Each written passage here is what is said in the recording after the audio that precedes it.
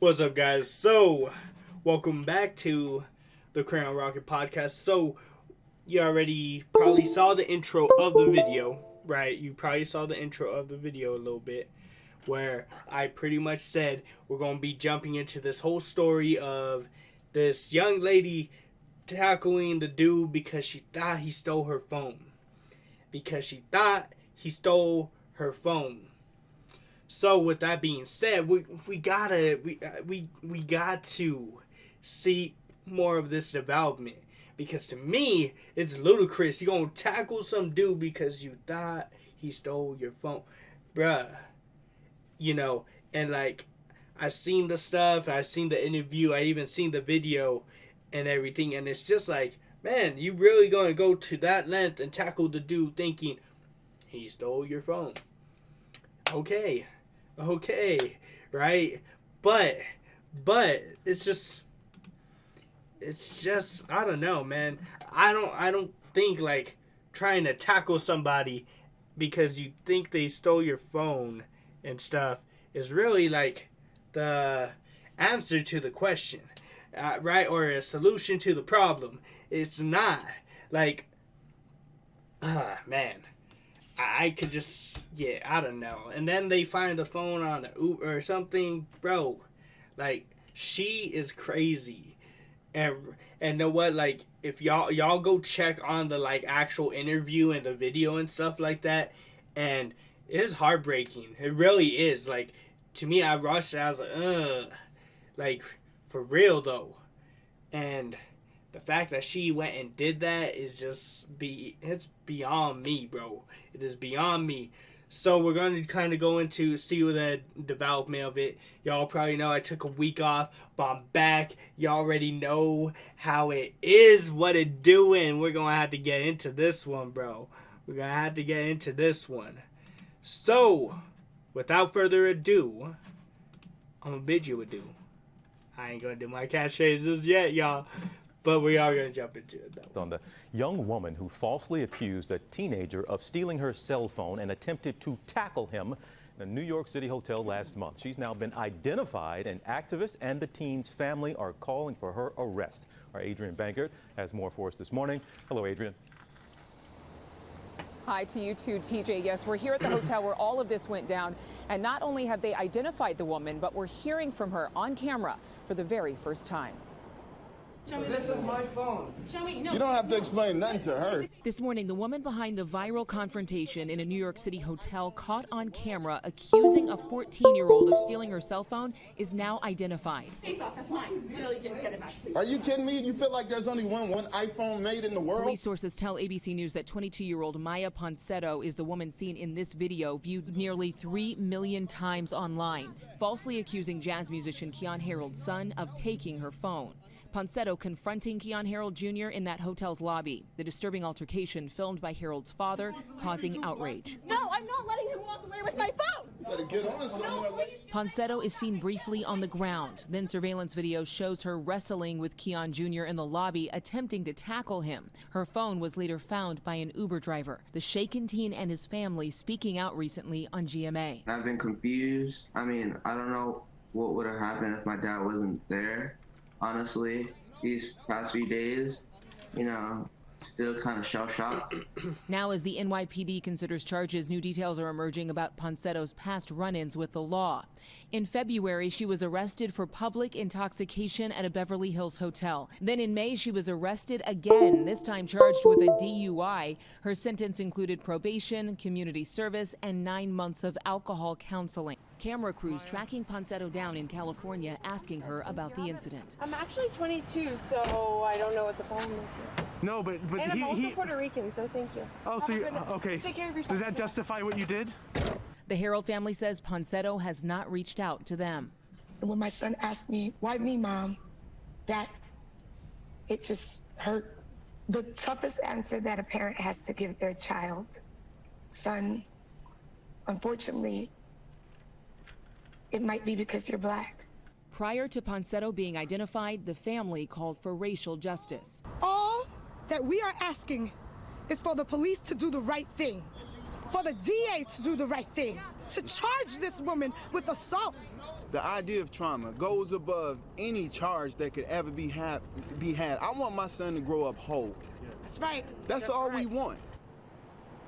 Ponsetto is due in court to face that public intoxication charge from that prior arrest in Beverly Hills later this month. She has pled not guilty. Robin? Many people will continue to watch.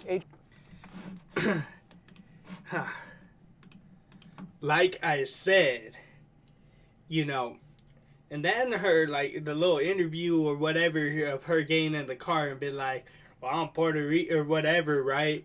Like, and then just, like, I don't know, like, you ain't explaining yourself. You ain't trying to make the situation better. You're just kind of like, it's whatever, you know. Like, I ain't got nothing to apologize for. Like, you understand that if the dad wasn't there filming everything, police would have showed up. There's a very high possibility that the police would have just shot because they would have seen the situation. Young girl, this dude, they would have just shot. Racial injustice. You already know how 2021's been. You know how America's been. You understand everything going on, right?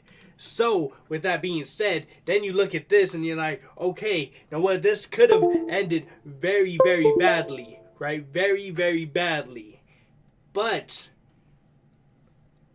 like, her response to all this is the heartbreaking part because she doesn't care. It shows, she's showing that she don't care. Like, the life of this other person is just, it's not important to her. It's just whatever. She's doing her thing. She don't need any of that. She don't care about it. It's whatever, right? And here we are seeing what's going on, and again with all of this, it's like it's whatever, right? Like, the family just wants justice for this. Like, charge the lady with assault. I don't see any other solution to this because she ain't going out of her way to apologize, to talk to them, or anything like that, right? So, with that being said, like, why keep this going on? Just end the thing. Just charge her with whatever she needs to be charged with: assault, battery, robbery, whatever it is. Just give the family justice, because, like I said, if this dude, if this kid would have been shot and killed, it would have been very, very tragic, right? Very, very tragic.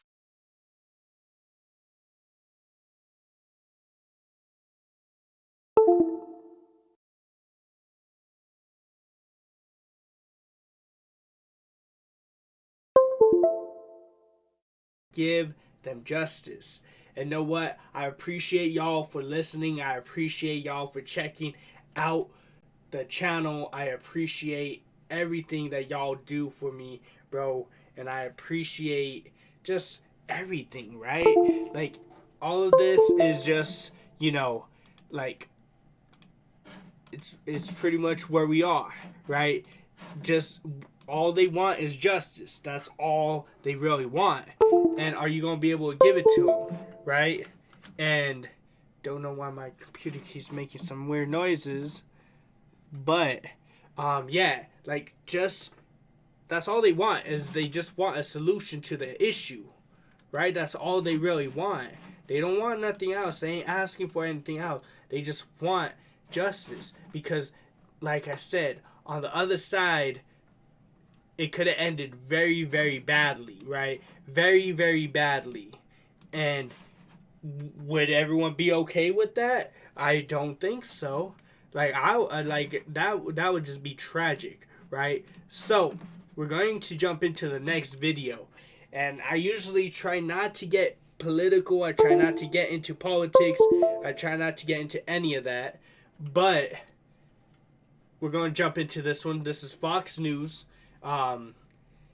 Cuomo blaming the hospitals for not putting out, distributing the vaccines fast enough, because, and I ain't gonna get into what he did with, like, the start of the pandemic and all this craziness or anything like that, but still, bro, still, it's like, okay, what you gonna do now, right? So, we're gonna jump into it. We might not watch the full thing, but we'll see. We'll see, though. COVID critics are facing criticisms of their own. New York Governor Andrew Cuomo under fire for a slow rollout of vaccines. His state has administered less than a third of the shots it has on hand. Governor Cuomo pointing a finger at hospitals for the slow delivery and is threatening to fine those facilities if they don't give out all their doses quickly enough. And New York City Mayor Bill de Blasio being called tone deaf for dancing in an empty Times Square to ring in the new year. Greg, I know you're a big fan of Mayor de Blasio. Let's start with you. Thoughts on that? He is such an awful human being that I can't even think of anything bad to say about Cuomo. It's weird. It's like it sucked all of that over to him. How does one explain de Blasio's behavior? Well, he's dancing while there was a madman on a full-on rampage through New York City, beating people with a wooden pole. He injured 10 people, knocked him out. He was mentally ill. So who's in charge? So, yeah. We ain't really going to get into the de Blasio stuff. We ain't really going to get into that. But what we are going to get into is this whole fiasco of hospitals, they ain't putting it out fast enough. My hands are clean. It's out of my hands. They should do what they need to do. But isn't it really up to the governor to be able to kind of push this stuff a little bit more out and just kind of like be a little bit more like intuitive, or at least like, I don't know, I can't find the right word for it, but shouldn't they be a little bit more call to action? Shouldn't they have a little bit more influence on putting distributing this stuff just a little bit better, right? Don't you think? Maybe I'm just totally wrong, and I'm just like, maybe I honestly don't know. I don't know, but I feel like that should be something, right? It should be something with that, hey, you know, maybe you just could try to be a little bit more proactive and get those vaccines distributed a little bit more. I mean, I ain't going to talk about my take on the vaccines or anything like that. I ain't trying to get into all the conspiracy stuff. But it's like, hey, like, you know, like what's going on, right? You know, and hold on. Yeah, so like, come on now. You know what needs to be done, right? You know what needs to be done. So just try to be a little bit more proactive. Get those vaccines out, right? These people need it. Why is New York having such a slow distribution of the vaccines? It don't make sense to me, right? Just try to like be a little bit more proactive. Stop putting the blame on everybody else and just take it.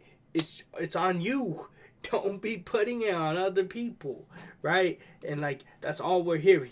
Oh man, well maybe if the hospitals they need to step their game up and put it out. I don't hear our governor in New Mexico saying that, like at all, right? So why is this, you know, going on like that, right? Why? It don't make any sense to me, like at all. Like it just don't. But man, okay. Yeah, don't know. So we're going to jump into the next one. You already know. But man, like I said, stop putting blame on others. Start being a little bit more proactive and doing what you need to do, right? Stop just be like, oh, let me just put it on everybody else. Nah. I think you need to grow a set, do something, be a little bit more proactive. Cause bro, you stupid, bro. And over. So we're going to jump into the next one. Local chef competes on Hell's Kitchen. Stand up, New Mexico. Tonight, a local chef won over hot-tempered celebrity chef Gordon Ramsay on the premiere episode of the latest season of Hell's Kitchen. News 13's Jackie Kent spoke with executive chef Mark Quinones about his experience representing New Mexico on the national stage. To be here today, I'm just so blessed. Mark Quinones, executive chef at Hotel Andaluz in Albuquerque. My energy, my passion, my soul is carrying the team right now. Explains the wild ride filming season 19 of Hell's Kitchen in Sin City. It's a roller coaster. Buckle in. He says more than anything, he was thrilled to be able to represent New Mexico. I wanted to show the world, the country, that we can dance in that arena. We can do it.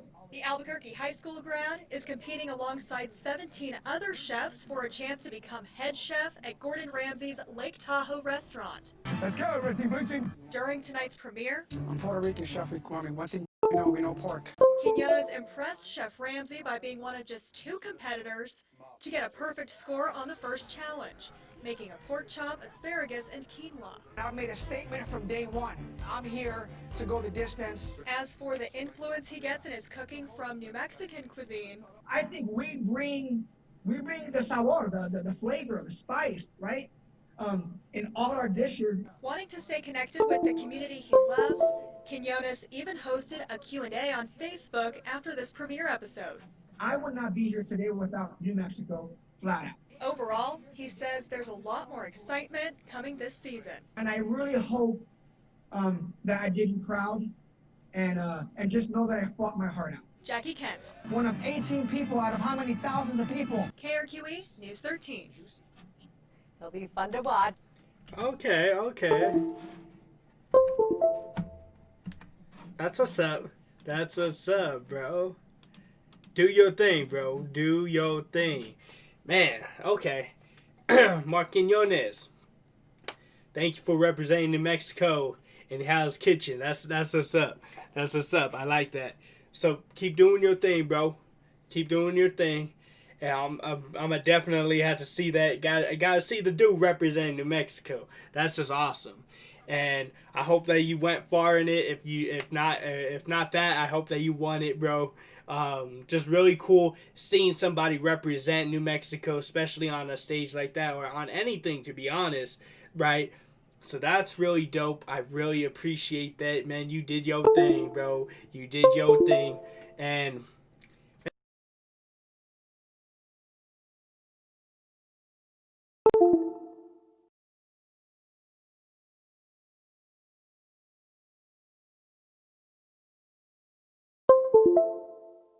hold on, bruh. Hold on.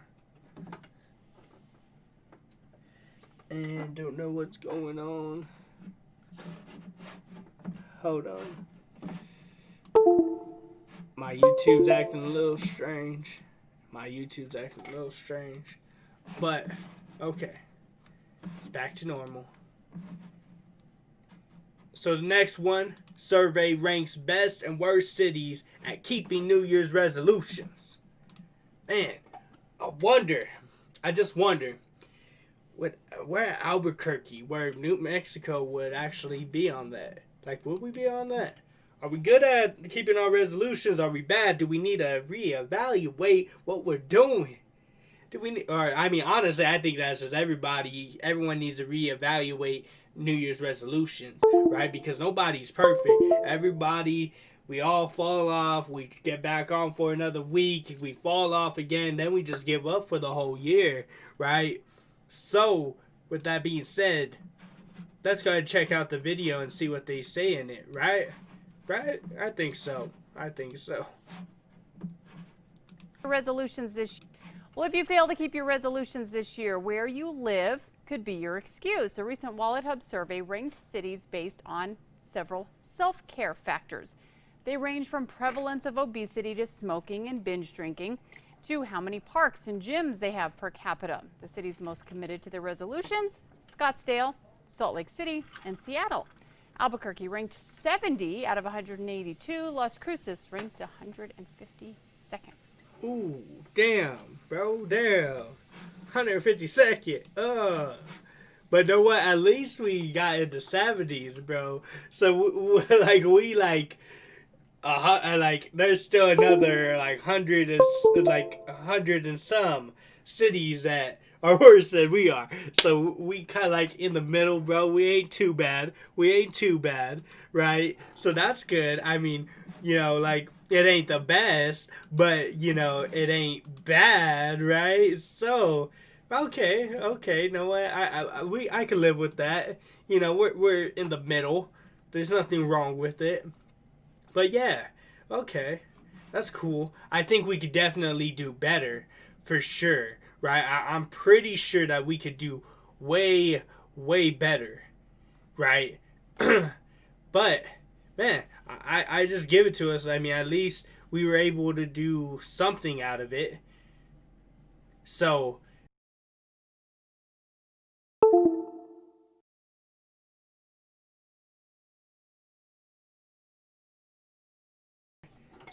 we're pretty close. It's not too bad at the moment. And let's see.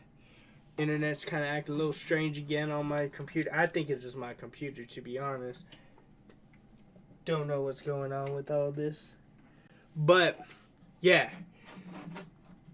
That's pretty cool. That's pretty cool. We're in the middle. There's nothing wrong about that.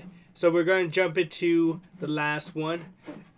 This last one, California University, offering COVID testing through vending machines. Okay, I hear you. Let's go ahead and jump into the last one, and then we'll just finish off. California University is making it easier than ever for people on campus to get COVID tests. UC San Diego rolled out these self-test vending machines around campus. Students and staff can pick up a tube, then when they're finished, leave the sample in the nearby drop-off bin. The university requires students and staff to get tested for COVID weekly. Okay, know what? That's pretty cool. It's very convenient, especially, at times with jobs or school or whatever, you need that test. Maybe you don't feel comfortable going to the clinic to go do it, or you just don't have time. But it's on campus. You just go, boom, get it, boom, do the test, put it in there, you can have it sent out. Everything should be good. Everything should be Gucci, right? So that is very convenient. Very, very convenient. And I think it's really good. A very good idea. It would be cool to see if any other universities or cities or organizations kind of do the same thing. Very crazy that we live in a time that this is what's going on, that we have to have vending machines of a test to see if we're sick or not, right? It's crazy, but we're in that time now. But we got to make things convenient. We got to make things very progressive, very fluent, very just intuitive. So, with that being said, it's definitely convenient. And know what? I appreciate y'all for tuning in, watching the podcast, listening to the podcast. I appreciate y'all so much. Y'all don't even know. And know what? Without further ado, I'ma bid you adieu. And I would appreciate it if you would subscribe too. And know what? And until next time, salute.